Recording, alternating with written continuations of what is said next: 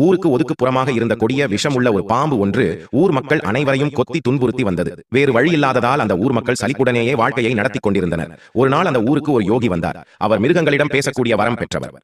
ஊர் மக்கள் தங்கள் குறையை அவரிடம் முறையிட்டனர். அவர் பாம்பிடம் பேசி அந்த ஊர் மக்களை கடிக்கக் கூடாது என்று கட்டளையிட்டார். பாம்பும் அவர் கட்டளைக்கு கட்டுப்பட்டு நடந்தது. அன்றைய தினம் முதற்கொண்டு பாம்பு யாரையும் கடிக்கவே இல்லை. இதனால் எல்லோருக்கும் பாம்பின் மீது இருந்த பயம் படிப்படியாக குறைந்தது. இப்போதோ பாம்பு சும்மா இருந்தாலும் கூட அந்த ஊர் மக்கள் சும்மா இல்லை. பாம்பை கண்டால் அதை கல்லால் அடிப்பது, துன்புறுத்துவது, விரட்டி அடிப்பது என்று அதன் வாழ்க்கையை நிம்மதியில்லாமல் செய்து கொண்டிருந்தனர் ஊர் மக்கள். ஒரு கட்டத்தில் அந்த பாம்பின் உடம்பில் பல காயங்களுடன் குற்றுயிரும் குலையுயிருமாகிவிட்டது.